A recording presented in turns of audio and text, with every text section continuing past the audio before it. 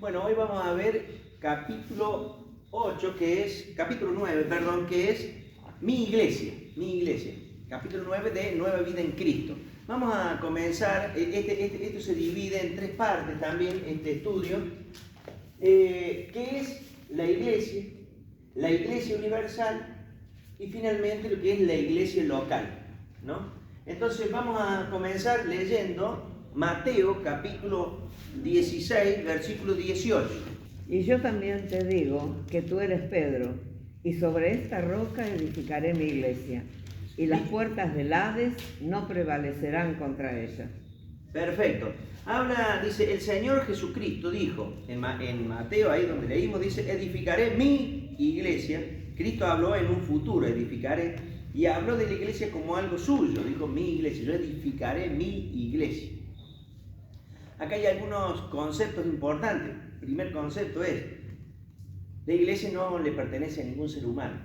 No es la iglesia del pastor tal o de la denominación tal. La iglesia siempre ha sido de Jesucristo.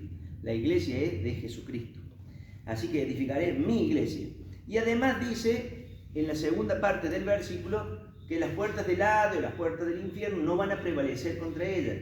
La iglesia nació con la venida del Espíritu Santo a la tierra y se ha mantenido siempre. Ha pasado por momentos difíciles, ha pasado por momentos de desconocimiento de las Escrituras, pero igualmente siempre hubo un remanente fiel, siempre hubo una parte de la iglesia, ¿no es cierto?, que se mantuvo fiel a Dios y a las Escrituras y ha prevalecido por sobre todas las cosas, ¿no? Por eso lo que Cristo dijo, dice, edificaré mi iglesia y las puertas del Hades no prevalecerán contra ella. Eso se ha cumplido, ¿no es cierto? Hoy la iglesia la podemos notar, nosotros la notamos.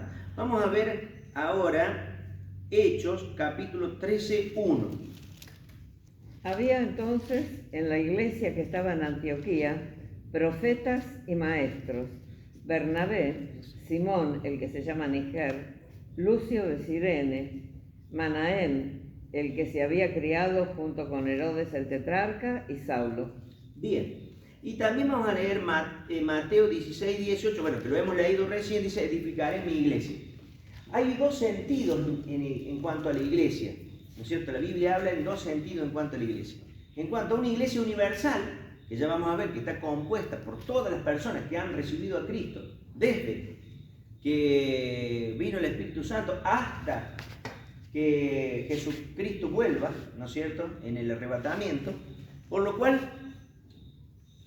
ese sería lo que, toda la suma de todas esas personas que han recibido a Cristo sería lo que es la iglesia universal, ¿no? El conjunto de personas que han recibido a Cristo a través de los tiempos, ¿no?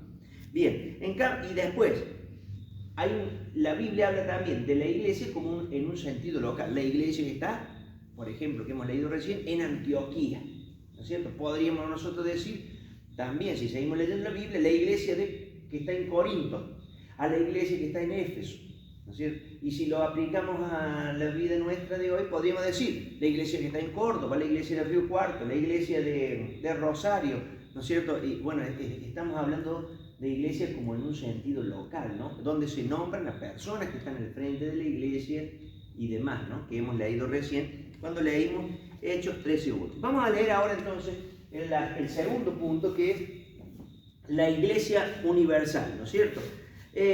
Dice, la iglesia universal es el organismo sobrenatural del que Cristo es la cabeza y está formada por todas las partes que han nacido de nuevo desde Pentecostés, o sea, la venida del Espíritu Santo, hasta el arrebatamiento de la iglesia. Todas las personas que reciben a Cristo, desde Pentecostés hasta que la iglesia sea arrebatada, conforman lo que es la iglesia.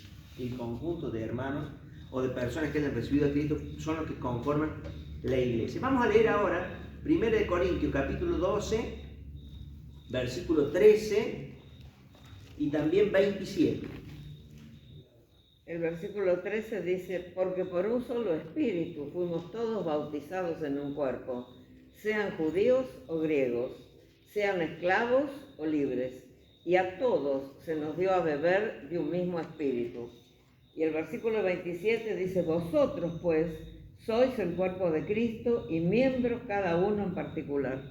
Bien, encontramos que en las Escrituras nos habla de que la iglesia es el cuerpo de Cristo, está conformada por el cuerpo de Cristo. Y todos los que han recibido a Cristo han sido incluidos o bautizados o sumergidos dentro de ese cuerpo, ¿no? Que es la iglesia. ¿Está bien? Vamos a ver Romanos capítulo 12, versículos 4 al 8. Porque de la manera que en un cuerpo tenemos muchos miembros, pero no todos los miembros tienen la misma función, así nosotros, siendo muchos, somos un cuerpo en Cristo y todos miembros los unos de los otros. Perfecto, ¿vieron, no? Nos sigue hablando la palabra de Dios como que la iglesia conforma el cuerpo de Cristo y tenemos distintas funciones. Algunos tienen una función, otros tienen otras funciones. Algunos tienen unos dones, otros tienen otros dones. Algunos tienen unos talentos, otros tienen otros talentos. Habrá quien tenga el don de la enseñanza, habrá otros que tengan el don de acompañamiento, qué sé yo, no sé. Hay distintos dones y talentos que Dios nos da a cada uno de nosotros y dice que nos pertenecemos los unos a los otros y cada uno conforma una parte de ese cuerpo, ¿no es cierto? Así como nuestro cuerpo tiene oídos, tiene ojos y tiene manos, tiene corazón, tiene hígado, tiene pulmón, está conformado por distintas partes y cada parte tiene distintas funciones. Así dentro de la iglesia, aquellas personas que reciben a Jesús tienen distintas funciones. No todos tienen las mismas funciones, no todos tienen los mismos talentos, no todos tienen las mismas cosas que hacer. ¿Está bien? Eso es lo que nos decían las Escrituras. Vamos a leer ahora Efesios, capítulo 4, 15, y vamos a ver quién era Cristo, quién es la cabeza de la iglesia, Sino que siguiendo la verdad en amor, crezcamos en todo en aquel que es la cabeza, esto es Cristo. Bien, la cabeza de la iglesia es Cristo. La iglesia se funda en Cristo. La iglesia está fundada sobre Cristo mismo. Él es la piedra angular, Él es la piedra principal. Cualquiera que edifica, que no esté edificado sobre esa piedra angular, esa roca que es Cristo, se estaría equivocando, ¿cierto? En la Biblia nosotros encontramos ahí en Mateo donde dice, cuando Jesús le pregunta, dice, ¿qué dicen los discípulos? ¿Qué dice la gente? ¿Quién soy yo? ¿No? Algunos dicen, los discípulos contestaron, algunos dicen que vos sos Elías, otros que sos tal profeta o demás, ¿no? ¿Y ustedes qué dicen que soy? Y Pedro alzó la voz y dijo, tú eres Cristo, el Hijo del Dios viviente, ¿cierto? Y ahí viene la declaración, ¿no es cierto?, que Jesús hace, dice, y yo te digo que tú eres Pedro y sobre esa roca, o sobre esta roca, edificaré mi iglesia. ¿Sobre qué roca? Sobre la afirmación de Pedro. Dice, tú eres el Cristo, el Hijo del Dios viviente. Sobre esa roca está plantada la iglesia. Ya lo vamos a ver después también con mayor detalle, ¿no? Pero sobre esa roca está plantada la iglesia. Así que, ¿quién es la cabeza de la iglesia? Cristo. ¿Quién es la base de la iglesia? Cristo, ¿no es cierto? Cualquier iglesia o religión que se formara cuya cabeza no fuese Cristo y cuya base no fuese Cristo, y estaría totalmente equivocada. Podríamos decir, fundemos una iglesia basada, o sea, fundada en los principios morales. ¿Está bien? En que debemos portarnos bien, en que hagamos lo que es bueno y no lo malo. Sería bueno, pero no nos salvaría. Porque únicamente hay salvación en Cristo. Por eso, primero vamos y fundamos sobre Cristo. La iglesia tiene que estar fundada sobre Cristo. El fundamento es Cristo. Después, en ese lugar, ahí aprenderemos, desde esa roca, desde esa fundación, aprenderemos cuestiones morales que nos llevarán a portarnos bien. No hay ningún problema. Pero yo no puedo fundar sobre principios morales. Nada, ¿no? Entonces, la iglesia es de Cristo. Él la va a edificar y Él la edifica sobre la declaración que hizo Pedro, que es que Él es el Cristo, el Hijo del Dios viviente, el Salvador. Sobre eso está diciendo, ¿no? De la funda. Vamos a leer Efesios también 1:12. A fin de que seamos para alabanza de su gloria, nosotros los que primeramente esperábamos en Cristo. ¿Para qué existe la iglesia? Para ser motivo entonces de que se alabe a Dios. Vamos a leer también Mateo 28, del 18 al 20, y ahí encontramos cuál es la misión de la iglesia sobre la tierra. Y Jesús se acercó y les habló diciendo: Toda potestad me es dada en el cielo y en la tierra. Por tanto, id y haced discípulos a todas las naciones, bautizándolos en el nombre del Padre y del Hijo y del Espíritu Santo, enseñándoles que guarden todas las cosas que os he mandado. Y he aquí, yo estoy con vosotros todos los días, hasta el fin del mundo. Amén. Bien, cuando Jesucristo dejó este lugar, estuvo antes de dejarlo varios días después de haber resucitado, estuvo 40 días con sus discípulos y estuvo dándole distintas indicaciones, ¿no? Eso lo encontramos en Hechos, capítulo 1, encontramos que Él estuvo con los discípulos después de haber resucitado, dándole muchas instrucciones. En Mateo 28 nosotros encontramos que una de las instrucciones dadas es: vayan por todo el mundo y hagan discípulos.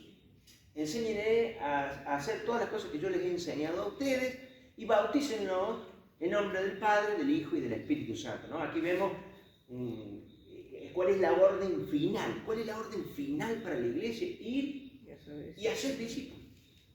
Ir y predicar. Ese es el objetivo principal que tiene la iglesia. De paso cumplirá con otros recados, por así decirlo, pero el objetivo principal es que la iglesia predique el Evangelio. La misión principal de la iglesia es que lleve la palabra de salvación, el Evangelio a las otras personas y le discipule, le enseñe a hacer lo que Cristo ha enseñado y le bautice, ¿no? Ahí están las indicaciones. Es como cuando uno se va de casa y le dice a los hijos: por favor, chicos, acomoden su habitación y después hagan esto o aquello, ¿no es cierto? Entonces, esa es la orden. Cuando Él vuelva, quiere ver que eso esté hecho. Así es, ¿no es cierto? Cuando Jesús se fue, dice: vayan y hagan discípulos en todas las naciones, prediquen el Evangelio, ¿no es cierto? Yo voy a estar con ustedes todos los días hasta el fin del mundo. ¿Se entiende? Bien, vamos a leer también 2 Corintios, capítulo 5, versículo 15. Él murió, refiriéndose a Jesucristo, por todos, para que los que reciben la nueva vida de Cristo ya no vivan más para sí mismos. Más bien vivirán para Cristo, quien murió y resucitó por ellos. ¿Está bien? O sea, mire cuál es nuestro mandato principal de parte de Dios, ¿no? Dice: ya no debemos vivir para nosotros mismos, sino que debemos vivir para aquel que murió y resucitó por nosotros.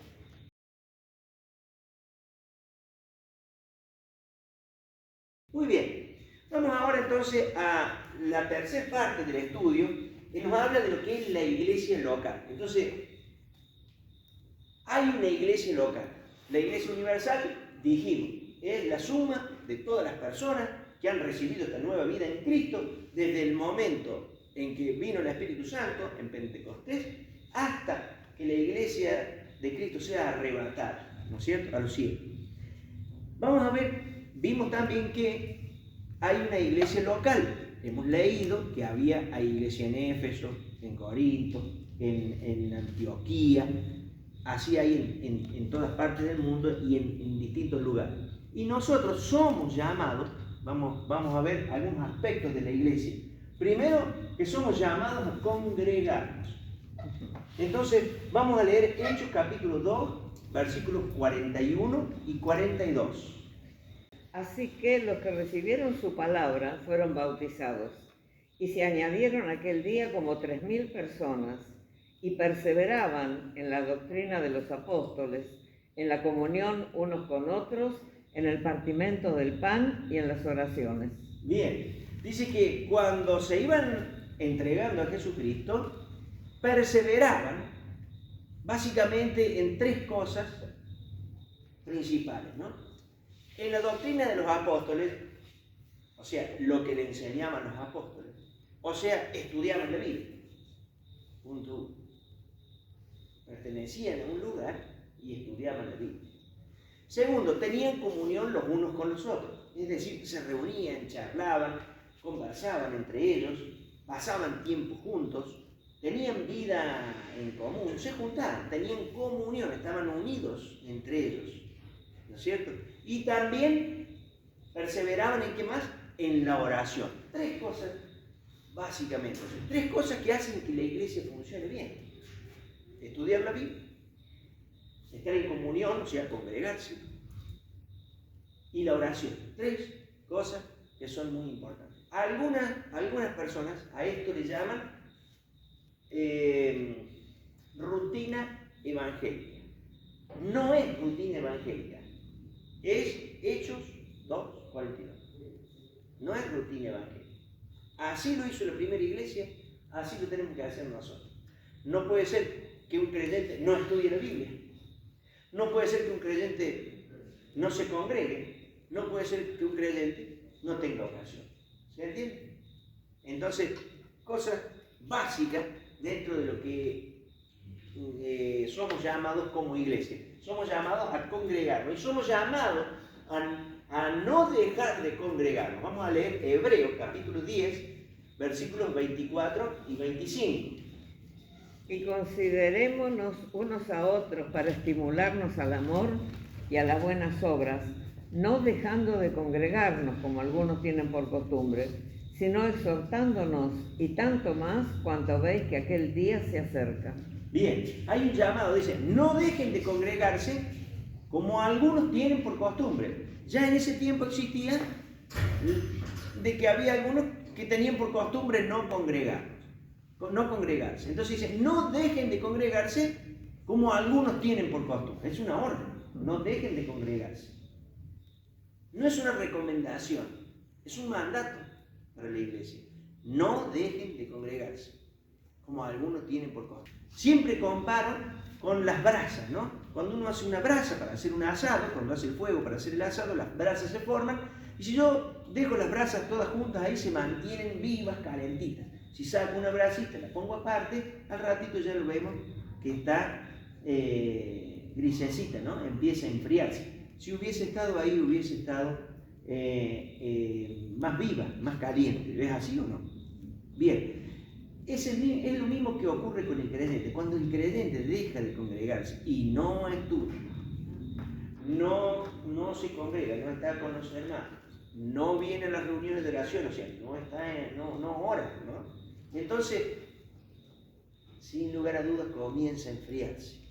Y las decisiones que va tomando son de una persona que está espiritualmente sin crecimiento, está con falta de fervor, con falta de fe viva en las cosas de Dios. ¿Se entiende? Y por ahí las decisiones que toman no son las correctas.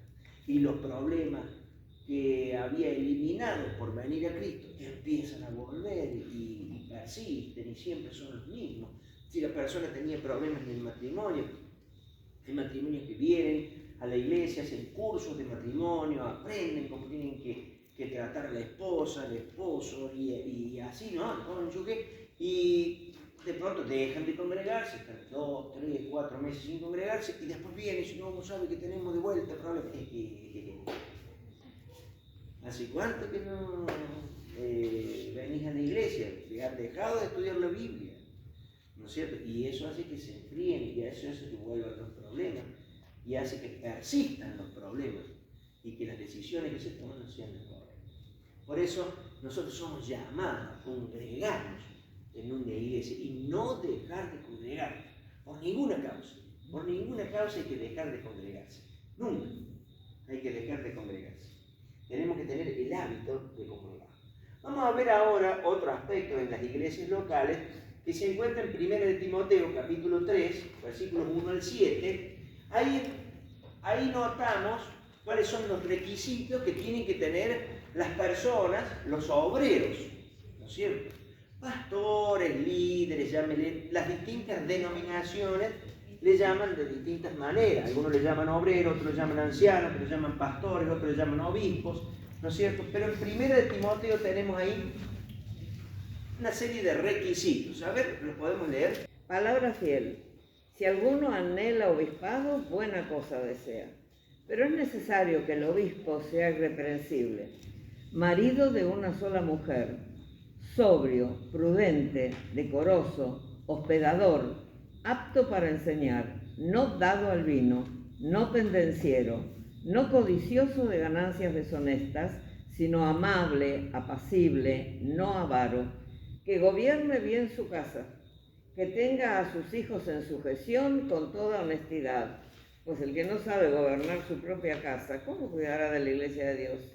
No un neófito, no sea que envaneciéndose caiga en la condenación del diablo. También es necesario que tenga buen testimonio de los de afuera, para que no caiga en descrédito y en lazo del diablo. ¿Vieron cuáles son los requisitos, no es cierto? Nosotros podríamos decir, bueno, así se tiene que comportar el pastor. Yo como soy un miembro nada más, no. Todos nosotros hemos sido llamados a llevar el evangelio, a predicar, sobre todo los creyentes. Reside el mandamiento de vayan y prediquen. Sobre todos nosotros recae la responsabilidad de reconciliar a los hombres con Dios, sobre todos nosotros. Entonces, todos nosotros tenemos que ir cambiando nuestra vida, modelándola de modo tal, por medio de la palabra y la obra que el Espíritu Santo hace en nosotros, de modo tal de que llegue a ser como exige ahí, ¿no es cierto?, en 1 de Timoteo y también en Tito está, ¿no? Todos somos obreros, el que está en la puerta, el que no hace absolutamente ninguna tarea en la iglesia, también tiene que tener un buen testimonio, un buen comportamiento, tiene que ser así como dice ahí, ¿no? No porque no sea un pastor, tiene que ser dado al vino, por ejemplo. O sea, este es un creyente, pero como no es pastor, es borracho, no hay problema. No, se dan cuenta, no podría ser, ¿cierto? No, pero como no es pastor, es pendenciero, anda peleando por la calle con todo el mundo, porque uno le tocó bocina, porque el otro le prendió las luces, porque, porque le estacionaron el auto en el garaje, entonces le rompió todo el auto con un hacha, ¿no es cierto? Porque le estacionaron al frente. No hay problema, puede ser pendenciero porque total no es pastor. No. Todos tenemos que tener un buen testimonio, un buen comportamiento, ¿no? Para todo esto, no sean pendencieros, no anden peleando, ¿no es cierto? A todos se nos dice, sean esposos de una sola mujer. No solamente a los pastores. ¿Está bien? Bien, bueno. Entonces, eso es extensivo a todo. Cada cristiano debe aspirar a tener las características mencionadas en esos versículos, dice el apunte. Otra última cosita que vamos a ver, o una de las últimas, es la actitud que nosotros tenemos que tener con aquellos que están liderando, ¿no es cierto? Vamos a leerla, está en 1 de Tesalonicenses, capítulo 5, versículos 12 y 13. Os rogamos, hermanos, que reconozcáis a los que trabajan entre vosotros, que os presidan en el Señor y os amonestan, y que los tengáis en mucha estima y amor por causa de su obra. Tened paz entre vosotros. Bien, perfecto. Voy a leerlo también de esta versión, está un poquito más claro. 1 de Tesalonicenses, capítulo 5, 12 y 13, dice, amados hermanos, honren a sus líderes en la obra del Señor. O sea, ténganle respeto. Honrar es respetar. Ellos trabajan arduamente entre ustedes y les dan orientación espiritual. Ténganle mucho respeto. O sea, algo que tenemos que tener con todo el mundo también, no solamente con quienes están al frente de la iglesia. Acá nos están mandando, básicamente, honren a quienes están liderándoles, quienes sean sus ancianos, quienes sean sus pastores. Ténganles mucho respeto y de todo corazón demuéstrenles amor por la obra que realizan y vivan en paz unos con otros. ¿Está bien? Bien, esa sería la actitud que nosotros tenemos que tener con quienes están al frente, ¿no es cierto? Y por último vamos a ver cuál es la actitud que un creyente tiene que tener para con otro creyente cuando hay algún creyente que no anda bien y necesita que se le llame la atención. Porque cuántas veces en nuestra vida por ahí no nos damos cuenta, procedemos mal, y como venimos con costumbres que no son las que Dios manda, por ahí seguimos con esas costumbres durante un tiempo hasta que alguien nos hace ver que tenemos un problema, ¿no es cierto? Que tenemos una actitud que no es la que conviene. Así que vamos a leer Gálatas capítulo 6, versículos 1-2. Entonces ahí entendemos de qué manera nosotros debemos disciplinar, llamar la atención, exhortar, ayudar, como usted le quiera llamar, a quienes tienen un problema. Hermanos, si alguno fuere sorprendido en alguna falta, vosotros que sois espirituales, restauradle con espíritu de mansedumbre, considerándote a ti mismo, no seas que tú también seas tentado. Sobrellevad los unos las cargas de los otros y cumplid así la ley de Cristo. Bien, ¿no? Básicamente el llamado de atención tiene que ser con amor, ¿no? Por ahí, sin lugar a dudas, que debe ser firme el llamado de atención, dependerá de los casos, ¿no? Pero nunca sale de la ecuación el amor, el amarnos los unos a los otros. Entonces, lo haremos de la forma que nos gustaría que nos llamara la atención a nosotros, ¿no? Con toda humildad, con el espíritu de mansedumbre, dice ahí, ¿no es cierto? Dice la palabra, ¿no? Así que con un espíritu de humildad, con un espíritu de mansedumbre, considerándonos incluso a nosotros mismos, es decir, como si eso nos estuviera pasando a nosotros, ¿no es cierto? Que así nos llamen la atención, ¿no? Así que esa debe ser nuestra actitud cuando nosotros corregimos a alguien. Bueno, vamos a dar por finalizado entonces el capítulo Mi Iglesia. Si usted nunca ha recibido a Cristo como su Salvador y Señor, yo le invito a que hagamos esta oración juntos. Padre eterno, me dirijo en oración a ti para decirte que reconozco que soy un pecador, que me arrepiento de mis pecados, perdóname, Señor, y creo que tu Hijo Jesucristo es el único Salvador y ha muerto por mis pecados. Le recibo a Jesús como mi único Salvador y Señor. Escribe mi nombre en el libro de la vida. En el nombre de Jesús. Amén.